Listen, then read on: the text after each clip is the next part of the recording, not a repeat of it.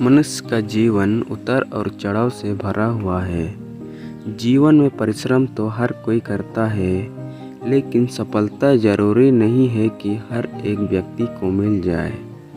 कुछ लोग निरंतर परिश्रम करते हैं, लेकिन जब उन्हें असफलता मिलने लगती है तो वह स्वयं पर विश्वास रखना छोड़ देते हैं और फिर उन्हें लगता है कि अब तो उनके जीवन का कोई महत्व नहीं है। दुनिया में कई लोग ऐसे होते हैं जो असफलता प्राप्त करने के बाद हार मान जाते हैं। लोग जीवन में आने वाले तनिक क्षणों की मुश्किलों से घबरा जाते हैं।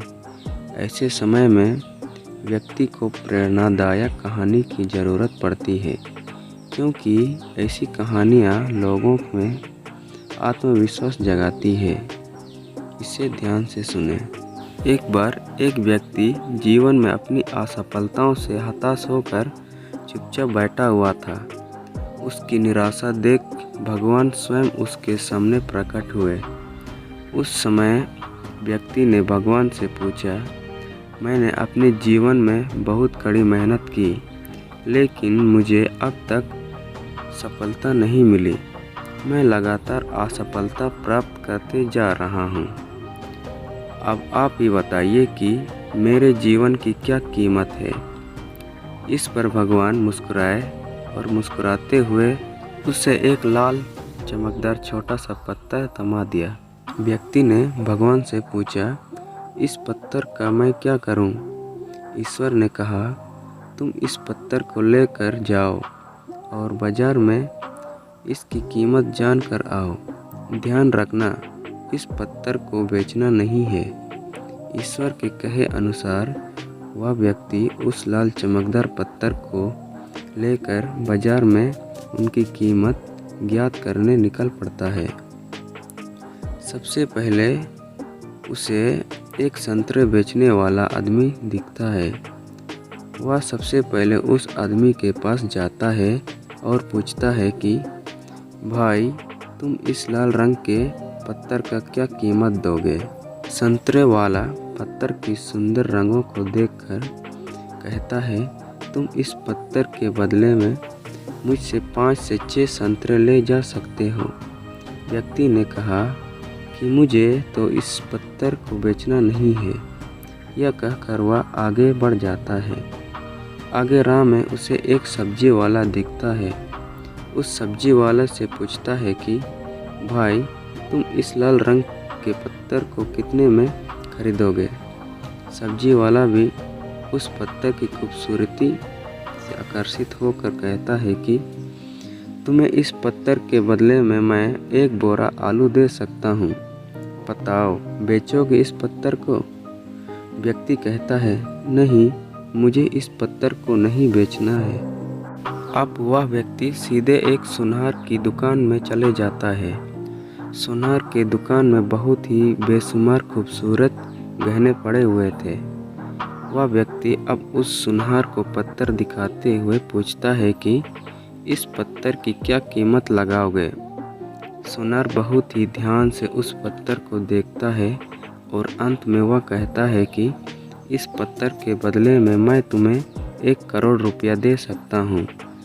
लेकिन वह व्यक्ति बोलता है कि मुझे इस पत्थर को नहीं बेचना है। सुनार को लगता है कि शायद दाम कम बता रहा हूँ, इसलिए वह पत्थर बेचने से मना कर रहा है। इसलिए सुनार पत्थर की कीमत को बढ़ाकर 2 करोड़ कर देता है। लेकिन वह व्यक्ति तब भी यही कहता है कि मैं इस पत्थर को तो बेच ही नहीं सकता। सुनार के दुकान से निकलकर वह व्यक्ति अब हीरे की दुकान में घुसता है, जहां पर बहुत ही बेशकीमती रत्न पड़े हुए होते हैं। व्यक्ति हीरे के दुकानदार को पत्थर दिखाते हुए इसकी कीमत पूछता है। हीरे का व्यापारी लगभग 10 मिनट तक उस पत्थर को बहुत ही बारीकता से जांच करता है और अंत में वह एक मलमल के कपड़े पर उस पत्थर को रखकर उसके सामने अपना सिर टेक लेता है। व्यक्ति पूछता है कि इसकी कीमत कितनी है? तब हीरे का व्यापारी कहता है, अरे भाई, तुम्हें यह कहाँ से मिला? या तो दुनिया की अनमोल रत्न है, इसे तो दुनिया की पूरी दौलत लगा दो तब भी खरीदा नहीं जा सकता। यह सुनकर वह व्यक्ति बहुत ही अचंभित हो जाता है और वह सीधे ईश्वर के पास पहुंच जाता है और सारी घटनाएं भगवान को बताता है। उसके बाद पूछता है कि हे ईश्वर, अब तो बताइए कि मेरे जीवन का कीमत क्या है।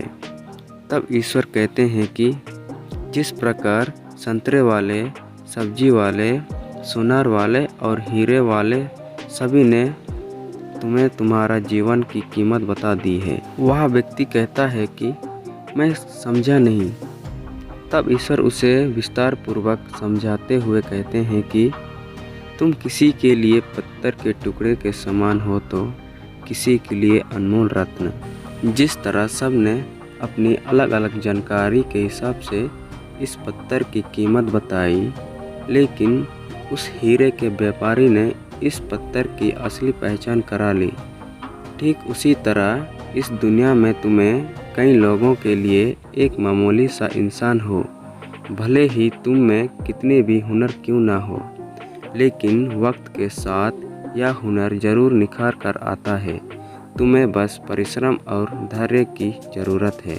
इस कहानी से हमें यही सीख मिलती है कि हर मनुष्य को खुद पर विश्वास रखना चाहिए। यदि व्यक्ति को खुद पर विश्वास ना हो तो उसके जीवन की कीमत कुछ भी नहीं, क्योंकि जिसे खुद पर विश्वास होता है और वह परिश्रम करता है तो एक दिन हीरे के व्यापारी की तरह उनकी जीवन में उसकी कीमत लोगों को समझ में आने लगती है।